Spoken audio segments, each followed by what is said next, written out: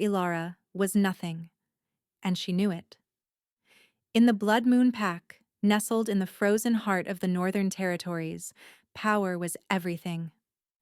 As an Omega, she was the lowest of the low, a creature of rags and shadows, her existence defined by the grime under her fingernails and the gnawing ache in her belly. Her life was a litany of menial tasks and casual cruelties, a cycle of suffering under the iron-fisted rule of Alpha Valerius, a man whose ambition was as cold and sharp as the winter winds. She was promised to him, not as a mate, but as a political pawn, a bride to be broken and discarded. But Alara harbored a secret, a terrifying and divine truth that she chained deep within her soul. She was not wolfless, as everyone believed. She was the last lunar wolf, a direct descendant of the moon goddess, her true form a creature of impossible power and starlight.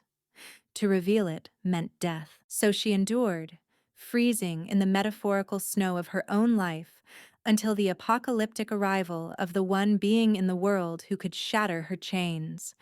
Kaelin, the Alpha King, a haunted and lethal ruler searching for a mate he believed he would never find. When he found her, a despised Omega promised to his enemy, he did not see a pawn. He saw his queen, and he chose to unleash the full force of his kingdom to protect her. The cold was a living thing.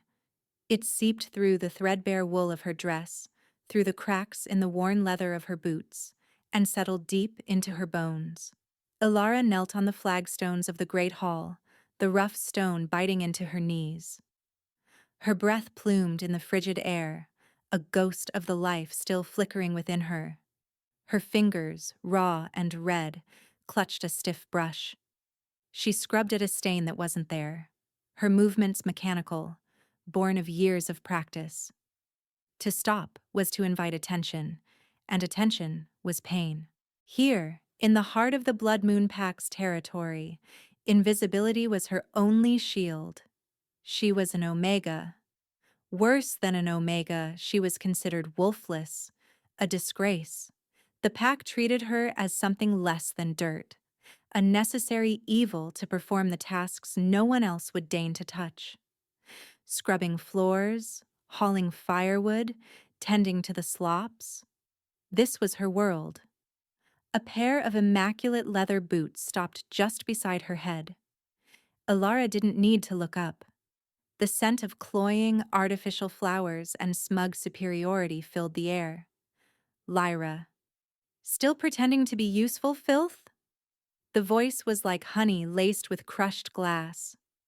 Lyra was the daughter of Alpha Valerius's Beta, beautiful, cruel, and fiercely jealous of any female who drew even a passing glance from their Alpha. Ilara said nothing. She kept her eyes fixed on the stone, scrubbing harder. A response would only prolong the torment. Lyra nudged Ilara's shoulder with the toe of her boot. It wasn't a hard kick. Not yet. It was a gesture of ownership, of contempt.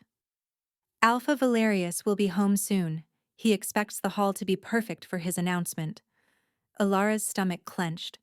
Alpha Valerius. Her intended. The thought was a shard of ice in her gut. He was a brutal, ambitious alpha who had clawed his way to power.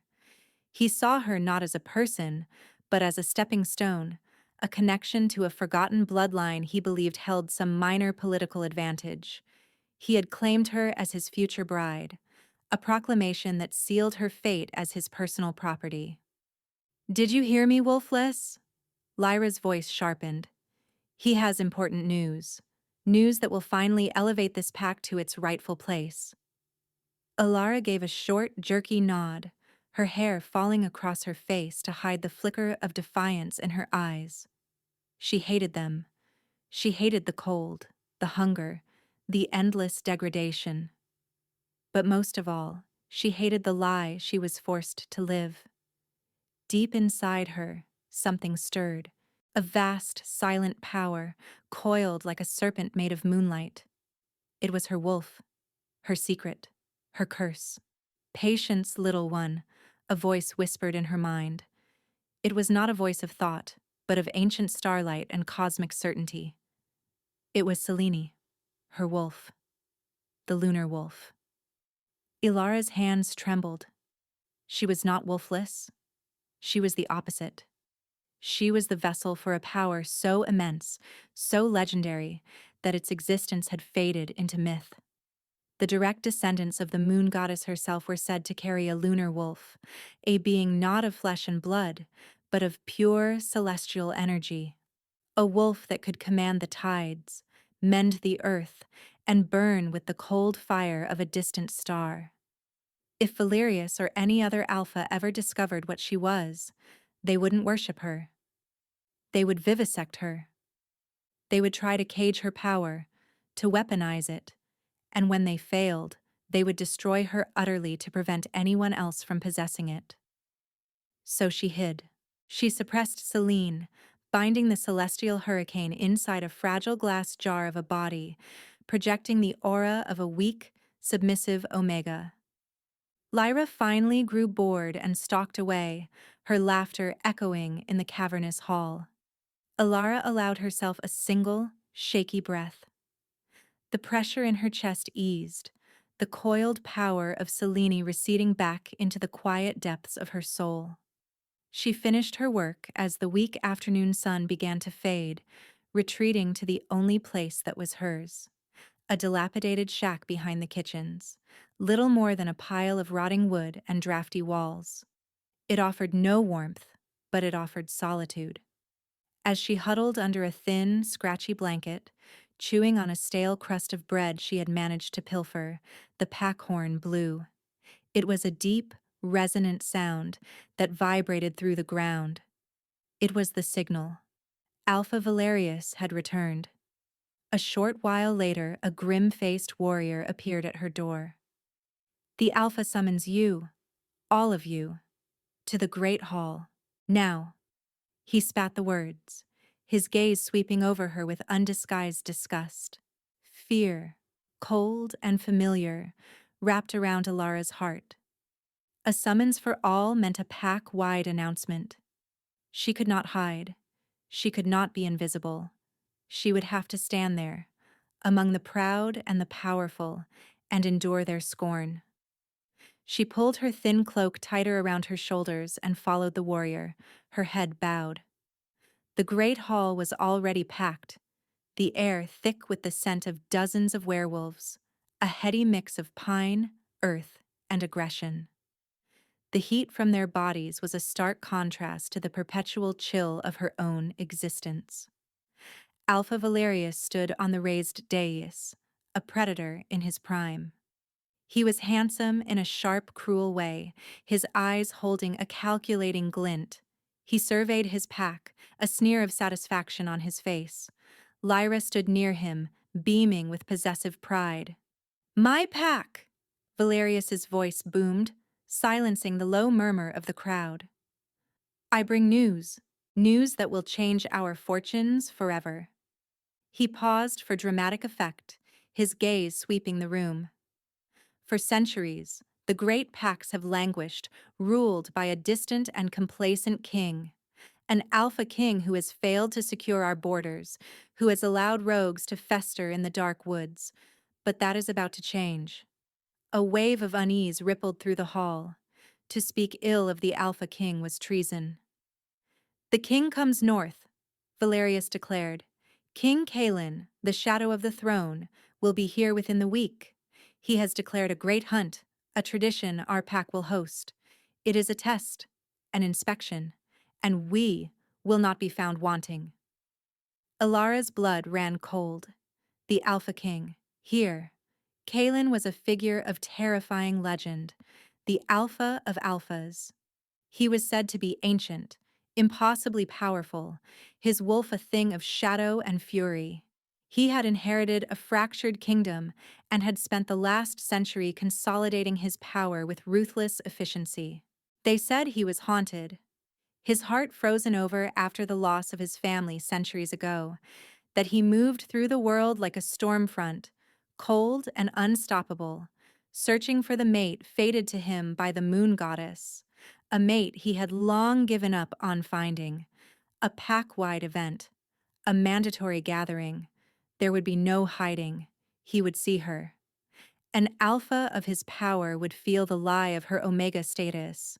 He would sense the leviathan she kept chained within. He will not see.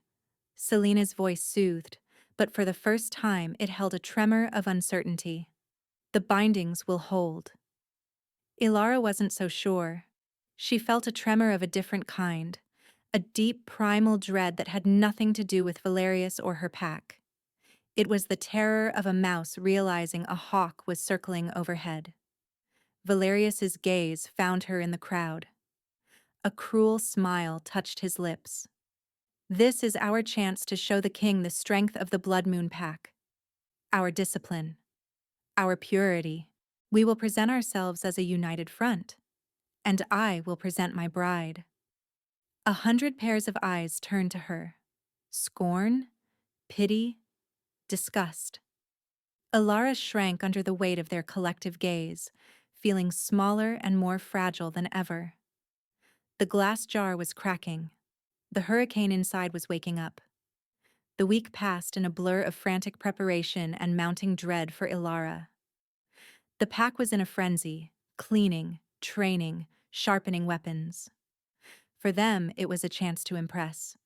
For Ilara, it was a countdown to exposure. The day of the king's arrival dawned clear and brutally cold. A layer of fresh snow blanketed the world, muffling all sound. The entire pack was assembled in the main courtyard, ranked by status. Ilara was at the very back, behind the other Omegas, partially hidden by a stack of firewood. It was the best she could do. A hush fell over the courtyard. A scent hit the air first. It was unlike anything Ilara had ever known.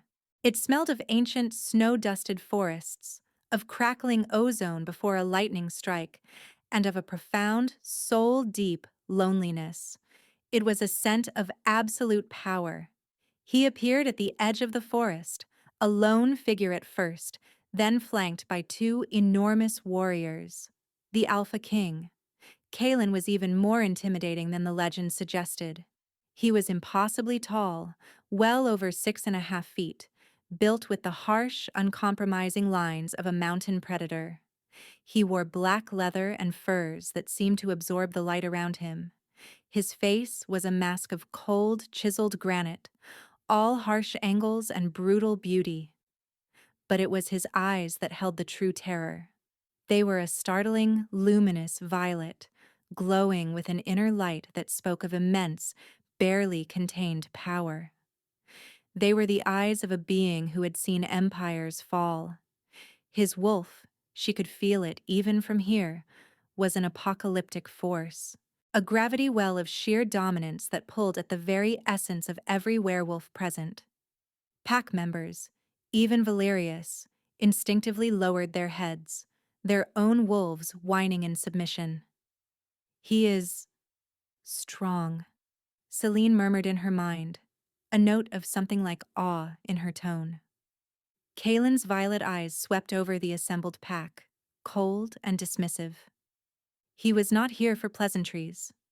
His gaze was a physical weight, and Ilara prayed it would pass over her, that her insignificance would be her shield.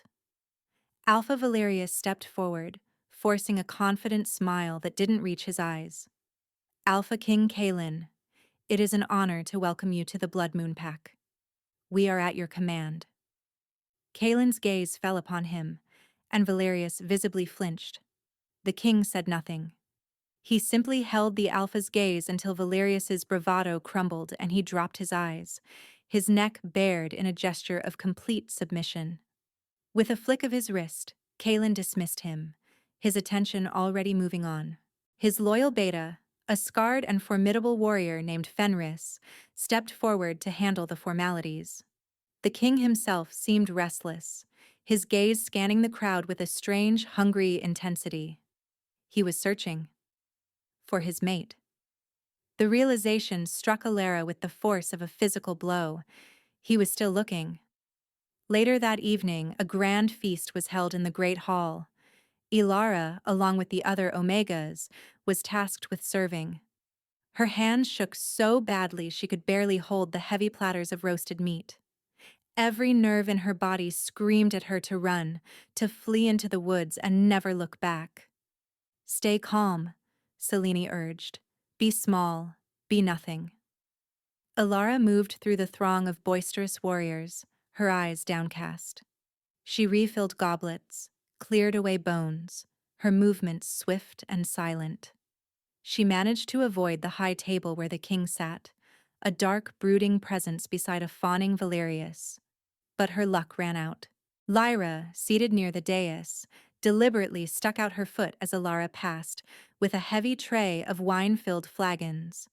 Ilara stumbled, the tray tilting precariously. With a desperate lurch, she managed to save most of it, but a single flagon tumbled off, crashing to the stone floor right at the foot of the king's throne-like chair. Wine, dark as blood, splattered across the floor and onto the toe of Kaelin's black leather boot. The hall went dead silent. Every sound, every breath, ceased. Ilara froze, her heart hammering against her ribs like a trapped bird. She had just assaulted the Alpha King. Her life was over. "You clumsy, wolfless bitch!" Valerius snarled, rising from his seat, his face purple with rage. "I will have your hide for this." Ilara flinched, bracing for the blow, but it never came. A low growl, deeper and more menacing than anything she had ever heard, rumbled from the king's chest. It was not a sound of anger. It was a sound of pure, possessive warning. It shook the very stones of the hall. Valerius froze, his hand half raised. Slowly, Ilara dared to lift her head, and her eyes met his. The world stopped. The instant her terrified gaze locked with those luminous violet depths, everything else fell away. The noise, the fear, the cold. It all vanished, replaced by an apocalyptic jolt that arced between them. It was a lightning strike to her very soul. A scent flooded her senses, overwhelming and intoxicating. Ancient forests, ozone, and a deep, aching loneliness that called to the very core of her being. It was him. Her mind, her body, her soul screamed a single, terrifying word: mate. At the same time, she felt his shock. She saw the surprise flash in those violet eyes, the mask of cold indifference shattering like glass. His wolf, the shadow beast of legend, roared to the surface. She didn't hear it with her ears, but she felt it in her bones, a psychic bellow that shook the foundations of her world. Mine. The word was not a thought. It was a brand, seared onto her soul. It was a claim, absolute and undeniable. Panic, pure and feral, clawed its way up her throat. This couldn't be happening. Not him. The Alpha King. The one being in the world powerful enough to see through her deception. He would know what she was. He would see the celestial fire she hid, and he would take it. Her survival instincts took over. Before he could move, before he could speak, Ilara scrambled backward, her body acting without conscious thought. She turned and fled. She ignored the shouts of Valerius, the gasp of the crowd. She ran from the hall, out into the biting cold of the night, driven by a terror more profound than any she had ever known. She had to get away. She had to hide. She didn't get far. She ran for the cover of the woods, her bare feet stumbling over the snow-covered ground. The magnetic pull of the mate bond was a physical thing. A giant, invisible hand trying to drag her back toward the hall. It was agony to fight it. Behind her, she heard a roar of pure, frustrated fury that was not entirely human. It was the king. He was coming for her. She dove behind a snow-laden pine, her chest heaving, her mind a whirlwind of terror and a strange, traitorous longing. "He is our mate," Selene whispered, her voice filled with a wonder and certainty that terrified Ilara. "The moon goddess has blessed us. He will kill us," Ilara whispered back, her teeth chattering from cold and fear. He will see you. The hunt for her began immediately. Kalen's warriors, led by his beta Fenris, spread out, their movements efficient and lethal. But Kalen did not send them after her directly. He was hunting her himself. She could feel him, a blazing inferno of power and possession moving through the trees, his senses locked onto her scent, the unique fragrance of winter jasmine and starlight that had just upended his entire world. For centuries, Kalen had been a king of ice and shadow. His heart, frozen by loss, had known no warmth. The mate bond was a myth to him, a fairy tale for lesser wolves. He had ruled, he had conquered, he had endured, but he had not lived, until tonight. The scent of her, the sight of her terrified, beautiful face, had shattered his frozen world. His wolf, a beast that had slumbered in silent rage for 1,000 years, was now wide awake and screaming for its other half. He didn't understand how his mate, his queen, could be a terrified little omega in the clutches of a brute like Valerius, but it didn't matter. She was his. That was the only truth.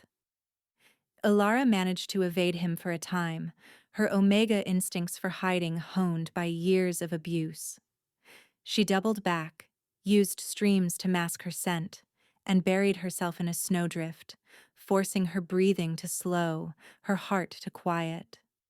She wrapped the chains of her will around Selene, forcing the brilliant lunar power back down, smothering it until she was nothing but a cold, frightened girl again. But she knew it was temporary. The great hunt was scheduled for the next day, a mandatory event. There would be nowhere left to run. The morning of the great hunt was tense and gray. Ilara had been dragged from her hiding place not by the king, but by Valerius's guards. Valerius was incandescent with rage. Not only had his promised bride embarrassed him in front of the king, but the king himself had forbidden anyone from laying a hand on her. Kalen had confined her to her shack under his protection, a move that simultaneously saved her life and signed her death warrant with Valerius. Valerius saw her not as the king's mate. The idea was too preposterous, but as some object of the king's fleeting, perverse interest. An interest that had made him a laughingstock. He was determined to reassert his dominance. The hunt was to take place in a vast ancient clearing in the heart of the forest. The pack gathered, their energy a manic, bloodthirsty thrum in the air. King Kalen and his men stood apart, watching, the king's violet eyes scanning the crowd, searching for her. Ilara tried to hide among the other Omegas, but it was no use. Valerius strode into the center of the clearing, his voice dripping with venom. Today, we hunt. We show the king the strength of the Blood Moon Pack, but first, we must purge our weakness. His eyes locked on Ilara. A sick feeling of dread washed over her. We have among us a disgrace, he spat, pointing a finger at her. A wolfless creature who has brought shame upon us. She is a blight, an infection that must be cleansed. Lyra and two of Valerius's brutish enforcers moved toward her. Panic seized Ilara. She looked toward the king, a silent plea in her eyes. Kalen tensed, a low growl starting in his chest, and he took a step forward. But Valerius was clever. As is my right as alpha of this territory, he announced loudly, cutting off Kalen's advance. I claim the ancient right of the alpha's judgment. Before the hunt begins, I will pass sentence on a member of my own pack for crimes against our laws. It was an old, obscure law, but a valid one. It was an alpha's sovereign right within his own territory. For Kalen to interfere would be to break the very laws he was sworn to uphold. It would be an act of war. Fenris put a restraining hand on his king's arm, his expression grim. Kalen's eyes blazed with apocalyptic fury, but he was trapped. Lyra and the guards grabbed Ilara, their hands like iron bands on her arms. They dragged her from the crowd and threw her into the center of the clearing at Valerius's feet. She landed hard on the frozen, snow-dusted earth. This, thing," Valerius said, gesturing to her with contempt, "is promised to me, yet she consorts with others, shaming my name." The lie was blatant, but the pack, whipped into a frenzy, bade their agreement. "She is wolfless, useless, and defiant. I declare her forfeit. She will be the prey for this year's great hunt." A savage cheer went up from the Blood Moon pack. To be hunted was a death sentence. Alara's head snapped up, her eyes wide with terror. This was it. This was how she died. Her gaze flew to Kalen. He was radiating a killing intent so powerful it felt like the air was turning to glass. He was a caged god of wrath, his hands clenched into fists, his entire body shaking with the effort of holding his wolf back. Lyra leaned down, her face close to Alara's, her smile a vicious slash. "I told you your place, filth. Now you'll finally be put in it." The ground. Valerius loomed over her. "You have disgraced me for the last time. You are nothing. Less than nothing." He drew back his hand to strike her, to deliver the first blow that would mark her as the prey. It was the point of no return. In that instant, as his hand descended, something inside Alara broke. The years of pain, of hunger, of humiliation, of hiding. It all coalesced into a single point of unbearable pressure. The chains she had wrapped around her soul shattered. "No more!" Selene roared, not a whisper, but a cosmic thunderclap that detonated within her. As Valerius's fist connected with her cheek, it was not a small, fragile girl he struck. It was the vessel of a goddess. The impact meant to break her, instead, broke her prison. An explosion of pure silver light erupted from her body. It was not a fire. It was a cold, silent detonation of celestial energy. A pillar of blinding moonlight shot into the overcast sky, punching a hole through the clouds. The temperature in the clearing plummeted, and the snow at her feet began to glow with an ethereal luminescence. The entire Blood Moon pack was thrown backward by the sheer force of the shockwave. Valerius was flung through the air like a child's toy, landing in a heap 20 feet away. Lyra screamed, shielding her eyes from the light that felt like it was peeling her soul apart. Alara rose to her feet, but it was not Alara anymore. She was wreathed in shimmering starlight, her tattered rags transforming into a shifting gown of pure moonlight. Her eyes were no longer the color of a winter sky. They were molten silver, glowing with an ancient, terrifying power. With a cry that was both anguish and ecstasy, she arched her back and shifted. It was not the sound of tearing flesh and cracking bone that the pack knew.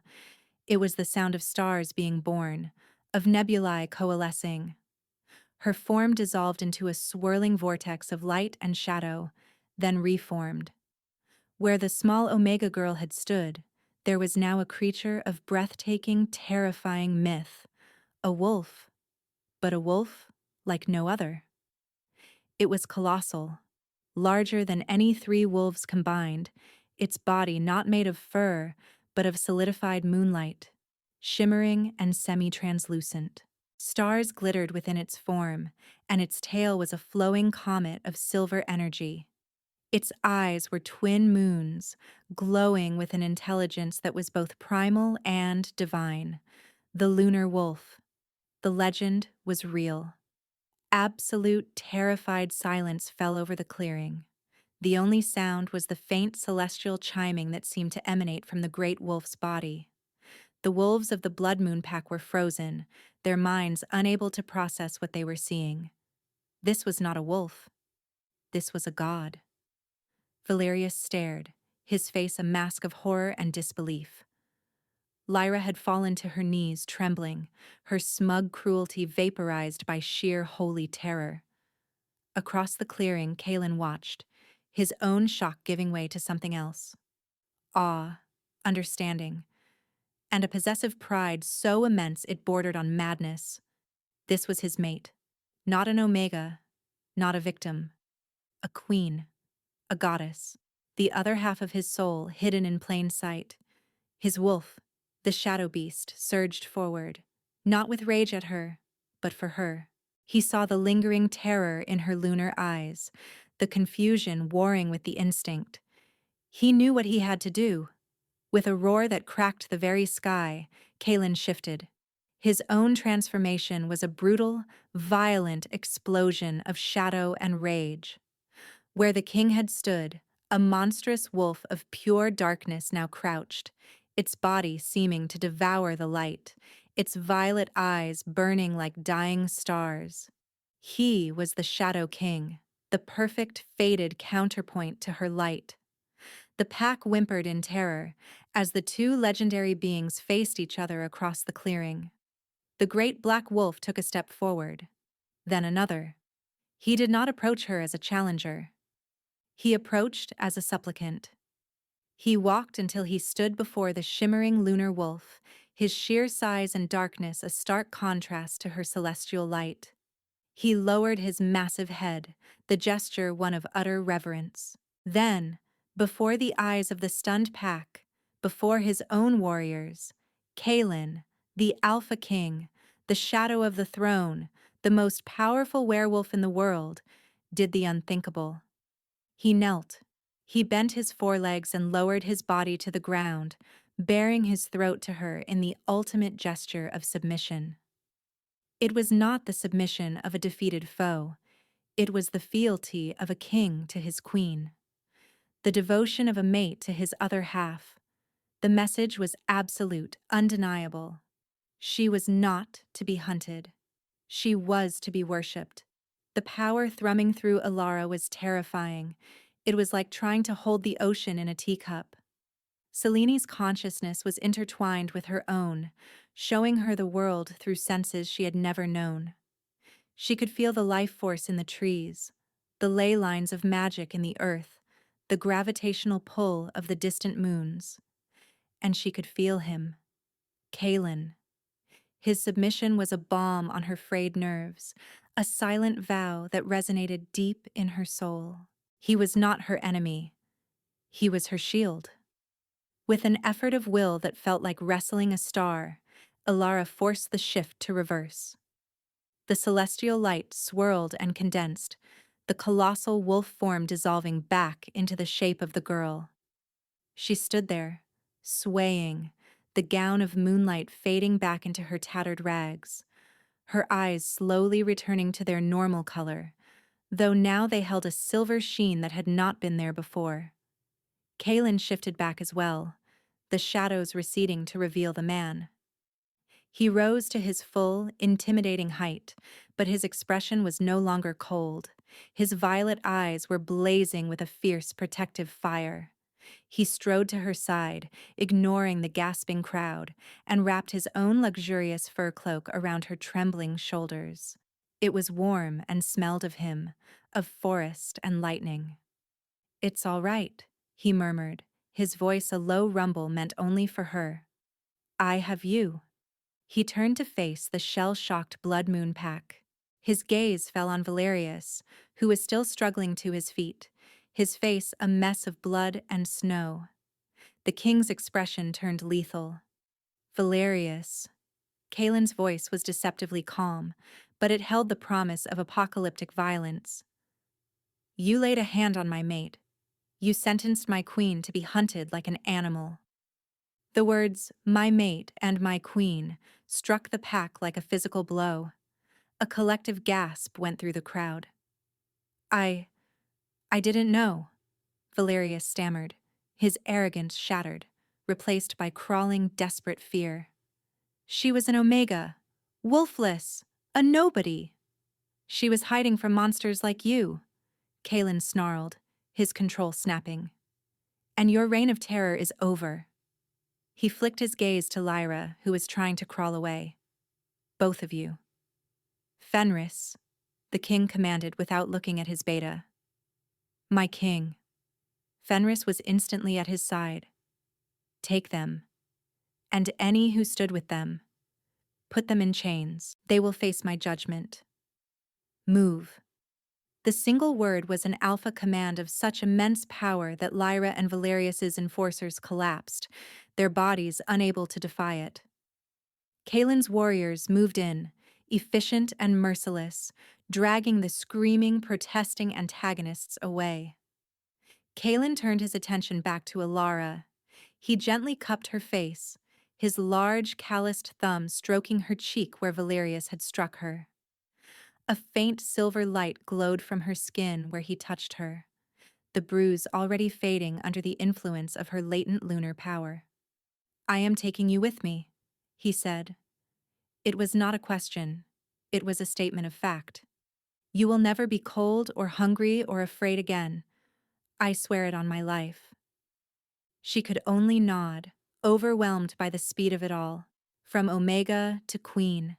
From victim to the mate of the most powerful being she had ever met, she looked into his violet eyes and saw not a tyrant or a conqueror, but a man who had been just as lost as she was, a man who had finally found his way home.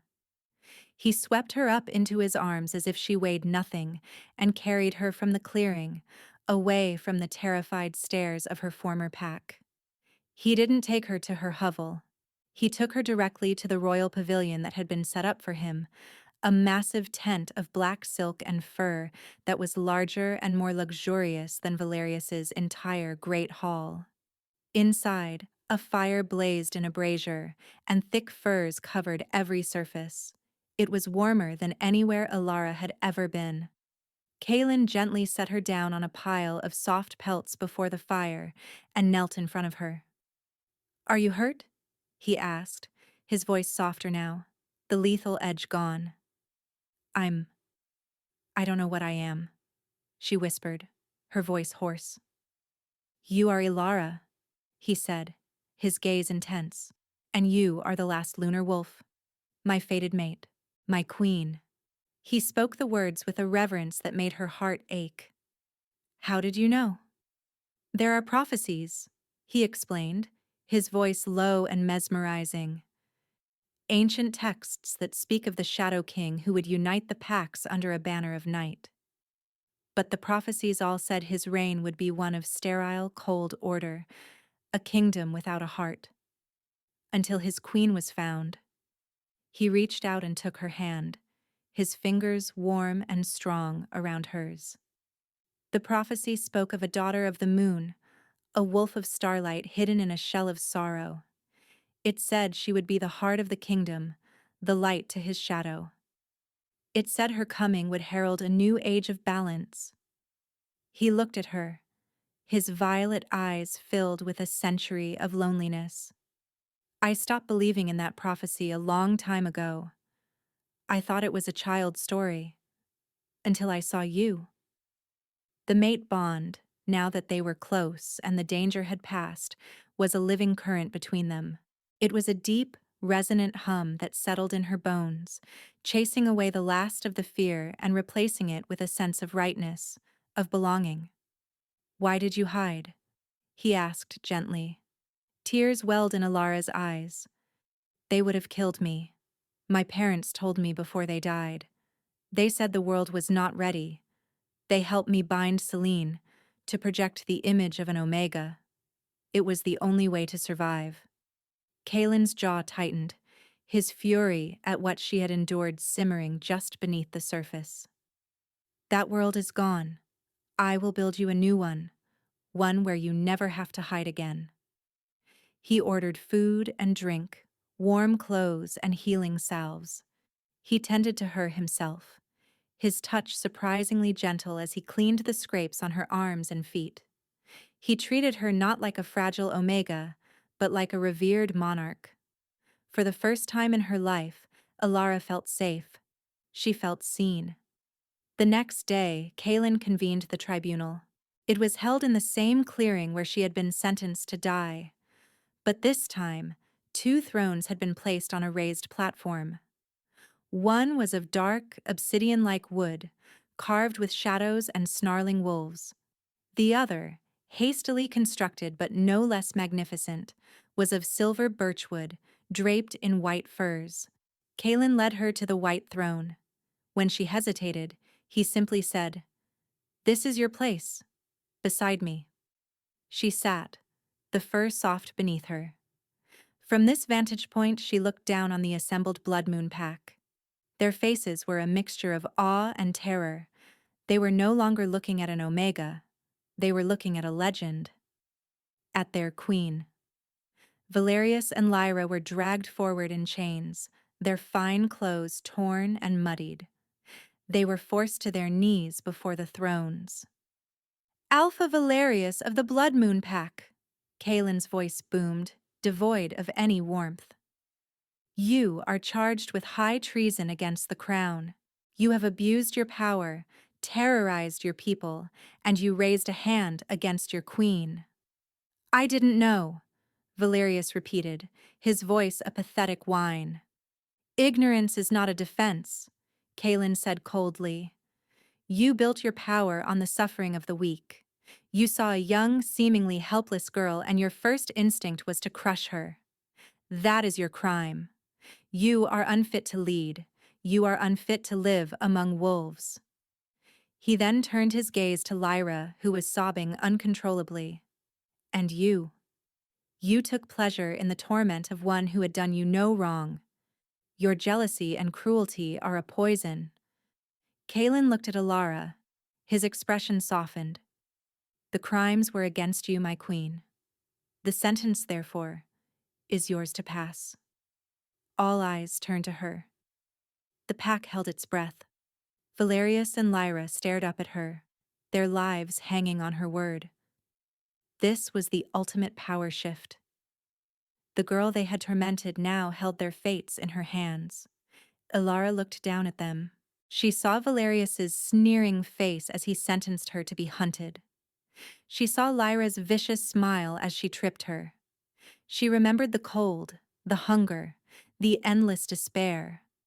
A part of her, the part that had been forged in that suffering, wanted to see them burn. But as she looked at them, cowering and broken, she felt no satisfaction. Only a vast, weary pity. They were small, pathetic creatures, their power nothing but a hollow shell. Celine's voice was a calm whisper in her mind. "Justice is not the same as vengeance, little one. You are a queen now. Be just."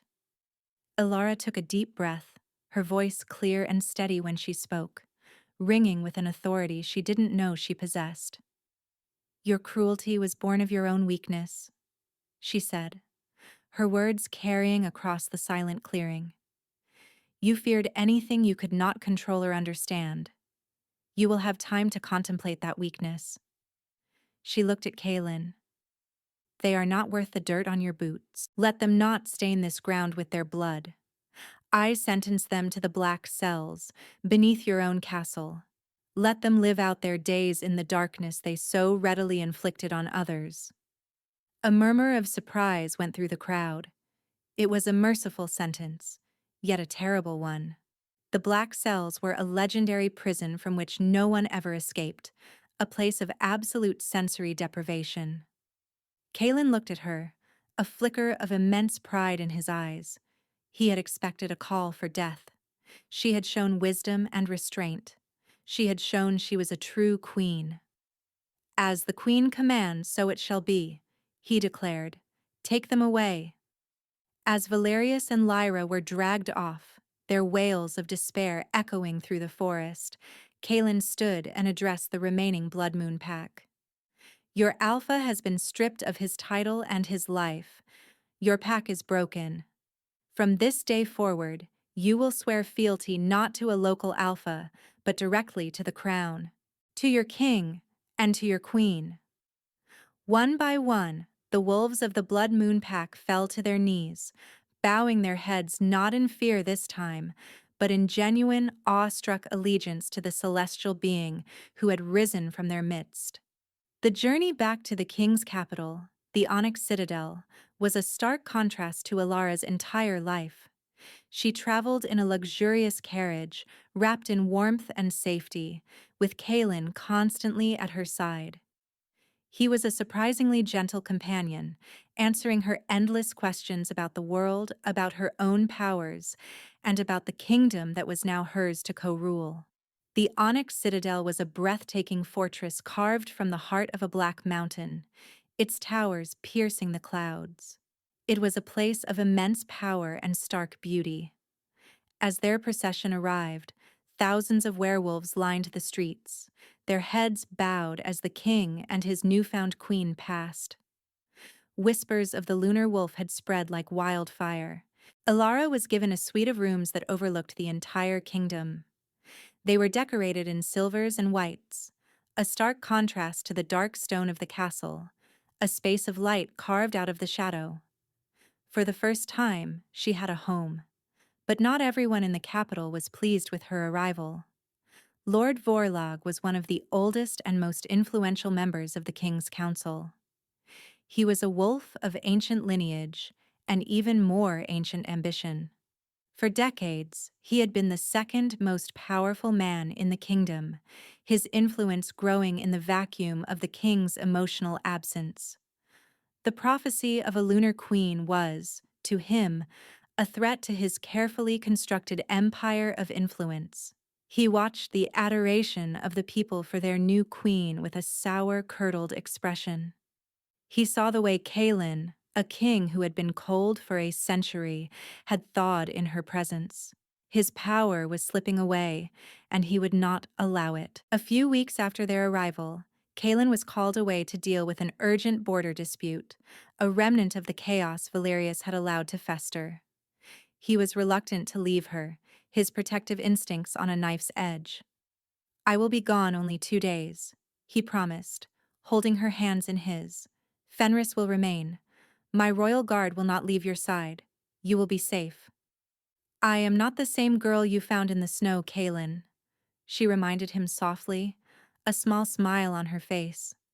Celine was a constant, comforting presence within her now, her power a warm sea rather than a chained hurricane.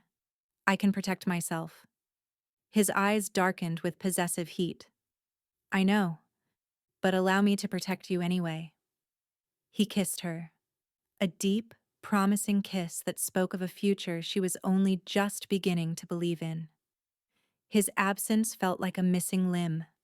The mate bond was a constant, thrumming connection, and with him gone, it was a dull ache. That night, Ilara stood on the balcony of her chambers, looking out at the twin moons that graced the night sky. A faint sound from inside her rooms broke her reverie. A footstep that was too soft, too stealthy. She turned, her senses on high alert. Celine was instantly awake within her, a low growl echoing in her mind. The shadows in the corner of her room seemed to deepen, to coalesce. 3 figures emerged, clad in black from head to toe, their faces masked. They moved with a silent, unnatural grace. Assassins. And with them was Lord Vorlag, his face a mask of smug satisfaction. "My Lady Ilara," he said, his voice a silky poison. "Forgive the intrusion, but your reign, I'm afraid, must come to a premature end." The royal guards stationed outside her door had made no sound. They were either dead or neutralized. Fear tried to grip her, the old familiar fear of a victim, but she shoved it down. She was not a victim anymore. "Vorlag," she said, her voice steady. "You are a traitor." "I am a patriot," he corrected smoothly. "The kingdom needs a strong, singular ruler, not a king distracted by a fairy tale. He was better when he was cold, when he listened to me." One of the assassins lunged, moving with impossible speed, but Ilara was no longer a slow, human girl. She sidestepped the attack, her movements fluid and graceful. "You are a fool if you think you can harm me," she said, her eyes beginning to glow with a soft silver light. Vorlag chuckled. "Oh, I know what you are, Your Highness. I have studied the old magics, and I came prepared." He produced a dagger from his coat. It was forged of a twisted black metal that seemed to drink the light from the room. It radiated a feeling of utter wrongness, Shadow-forged steel, anathema to celestial beings. This will not just kill you. It will unmake your very soul. He signaled to his assassins. Kill her. Two of them engaged her at once, their movements a blur. They were preternaturally fast, their blades weaving a web of death. Alara dodged and weaved, her newfound grace and Selene's precognitive instincts keeping her just out of reach. But it was a desperate dance. She was unarmed and untrained in combat. As she dodged a blade aimed at her heart, the other assassin's partner swung low, catching her leg. The blade, though not shadow-forged, bit deep. Pain, sharp and hot, shot up her leg. She cried out and stumbled. Vorlag smiled, raising the shadow-forged dagger. A pity. You were almost beautiful. Just as he lunged, the doors to her chamber exploded inward, blasted off their hinges by a wave of pure kinetic force. Kalen stood in the doorway, his eyes not violet but burning pits of black fire. He had felt her pain through the mate bond, a spike of agony and terror that had sent him racing back to the citadel at a speed that defied nature. He had returned in 1 hour, not 2 days. Vorlag! His roar was the sound of an avalanche, a promise of death. The two assassins turned to face the king, a fatal mistake. Kalen moved, a blur of shadow and fury. He dispatched them in 2 heartbeats, their lives ending in brutal, final motions of his claws. But the distraction was what Vorlag had counted on. As Kalen dealt with the assassins, Vorlag turned his attention back to the wounded Ilara, the shadow-forged dagger raised for the final, soul-destroying blow. He would not reach her. Ilara, clutching her bleeding leg, looked up at the descending dagger, at the face of the man who would unmake her. And she felt no fear, only rage, a cold, celestial rage. Enough. She lifted her hand, not in defense, but in command. She didn't consciously summon the power. It answered the call of her will, her need to protect herself and her mate. A wave of pure, incandescent moonlight erupted from her palm. It was not a blast of force, but a wave of absolute order, of celestial law. It struck Vorlag mid-lunge. He froze, paralyzed, his body locked in place as if encased in crystal. The wave of light washed over the shadow-forged dagger. The unholy weapon shrieked, a high, thin sound like tearing reality, and then shattered into 1,000 pieces of black dust. Kalen turned just in time to see Vorlag, helpless and paralyzed, fall to the floor. He looked at the dust that had been the dagger, then at Ilara, who was cradling her hand, her eyes wide with shock at what she had just done. He rushed to her side, his fury instantly replaced by frantic concern. He examined her leg, his touch gentle. "The power of the moon is already mending it," he murmured, seeing the skin slowly knitting itself back together. He then looked up at her, his eyes full of awe. "You saved yourself." I didn't know I could do that," she whispered.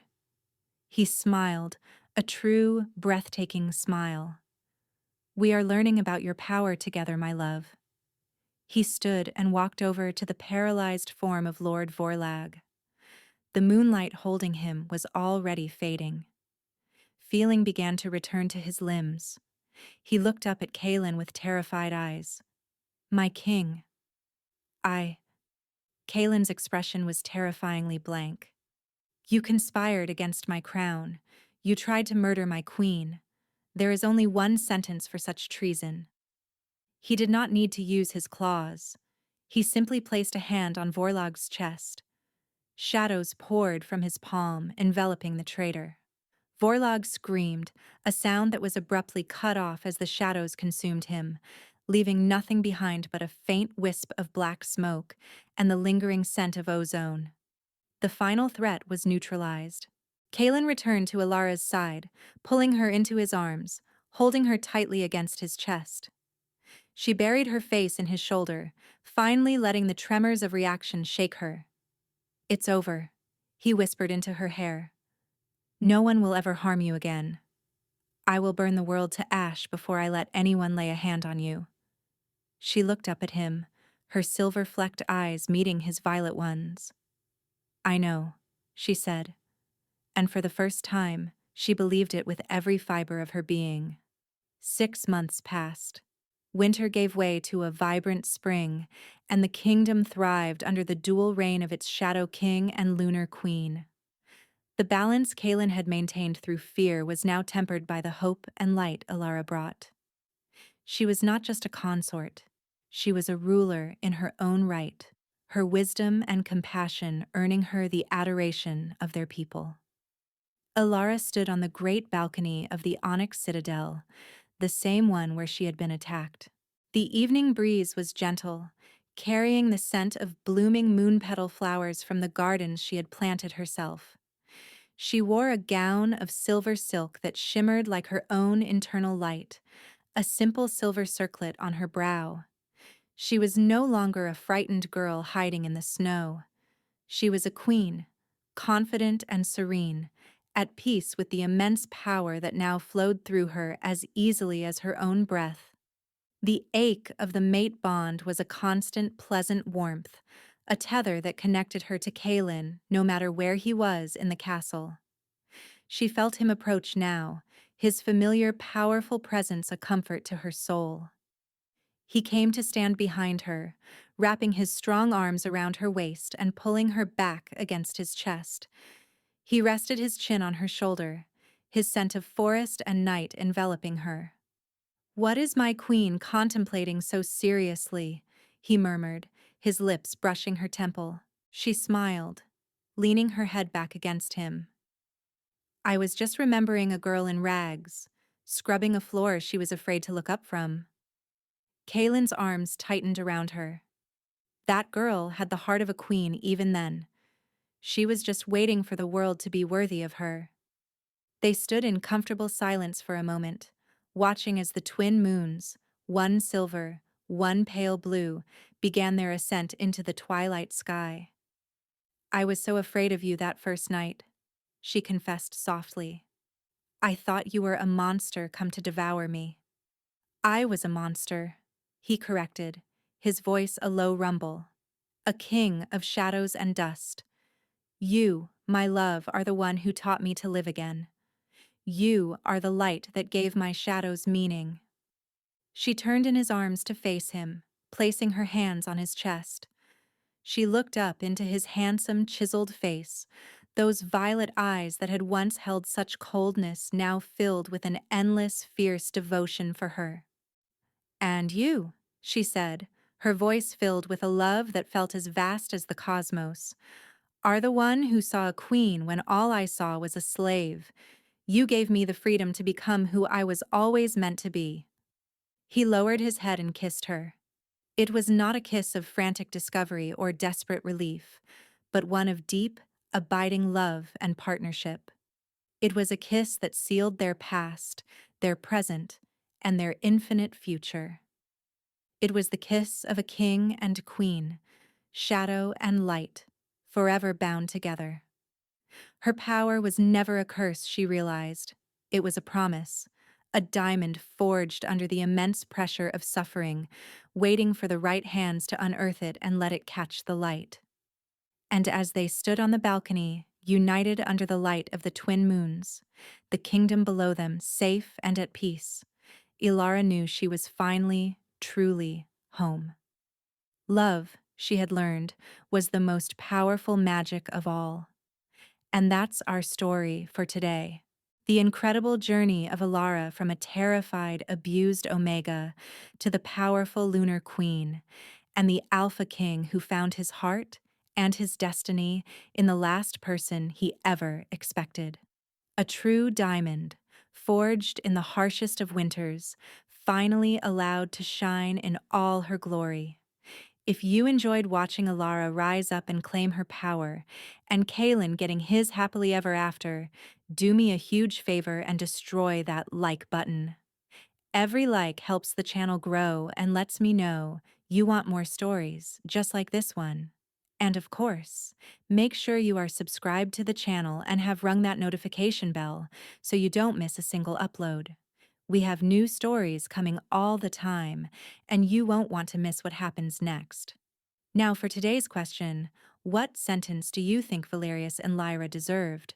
Should Alara have been more vengeful, or was her act of mercy the ultimate power move? Let me know your thoughts in the comments below. I love reading what you all think. Thanks for listening, and we'll see you in the next story.